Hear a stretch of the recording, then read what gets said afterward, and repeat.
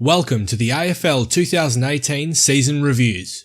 We'll be looking to break down each club's season and assessing how each team performed compared to expectation. This is Ryan from AFL Access, and this is the 2018 review for the Gold Coast Suns.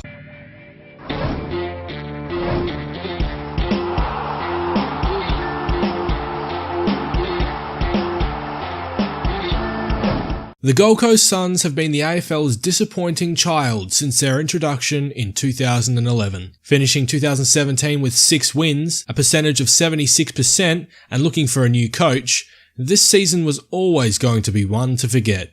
It wasn't helped with their home ground Metricon Stadium being unavailable until round 11 due to hosting the Commonwealth Games. Still, with that against them, the Suns won the first 2 rounds and looked to defy their fate. Dropping their next 2 games in the West, they triumphed over the Lions to bring their ledger to 3 wins and 2 losses from the opening 5 rounds. It was a start that any Suns fan, the AFL included, would have struggled to dream about. The next 11 games, however, brought everyone back to reality and reminded us that this club has been a basket case since its inception. Gold Coast have ended up finishing the year with only 4 wins and 59.9% percentage, yet have somehow not finished in last place. Although, that shouldn't surprise anyone if you watched our review on the Carlton Blues. The Suns struggled to move the ball with any fluidity at all, and has undoubtedly started a rebuild without even making a finals debut. It speaks volumes about how it set itself up from its inception, and how it's tried to recover since. To put it in context, Gold Coast have only retained 7 of its inaugural players, and that's including captains Tom Lynch and Stephen May, one of which is definitely leaving during the trade period,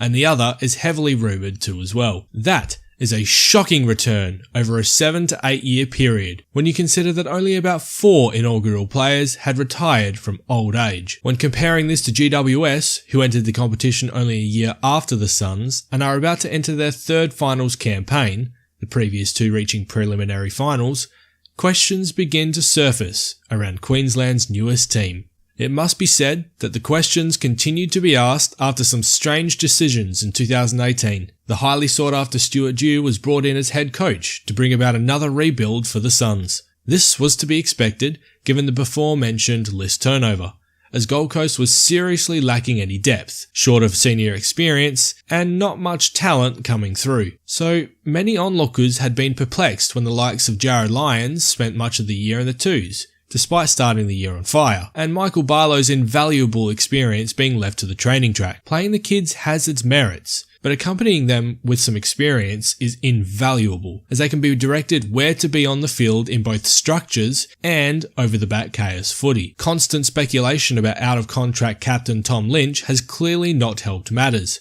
as Lynch appeared disinterested for much of the year. Only 2 years ago being declared the competition's best player by Jonathan Brown, Lynch seems to have stagnated as both a player and leader. To make matters worse, he has already confirmed that he will be leaving the club during the trade period as a restricted free agent, after succumbing to a knee injury and ending his season. Following this reveal, he was stripped of the co-captaincy as the club felt that a player whom publicly confirmed his end-of-season departure could not captain the team from the sidelines. The speculation for Gold Coast captains doesn't end there, however, as now sole captain Stephen May is speculated to leave either this year or next year, as his contract runs out at the end of 2019. Whatever the case may be, it's quite clear that the club is struggling in all areas, be it upper management, the footy department, or the players. There is little cohesion left at the Gold Coast Suns. Stuart Dew has the potential to galvanise this club to stand together, but he must be strong in his ideals, his vision, and most importantly, his message. If the Suns are to be seen on the correct path, then there must be clear improvement in both team play and skills next year. They may still have young players coming through the system, but they do have a lot of talent on the list. Talent that is currently being wasted. I feel as though this club has 2 more years to prove that it isn't a flop, or the AFL will need to provide concessions to the club again. Despite the low expectations heading into the year, I give the Gold Coast Suns a rating of 1 out of 10. Do you agree with our season review, or do you think there is more than what I said? Let us know in the comments below. Don't forget to leave a like on the video, and be sure to subscribe and ring that bell to receive notifications when new content comes out. This has been your AFL Access.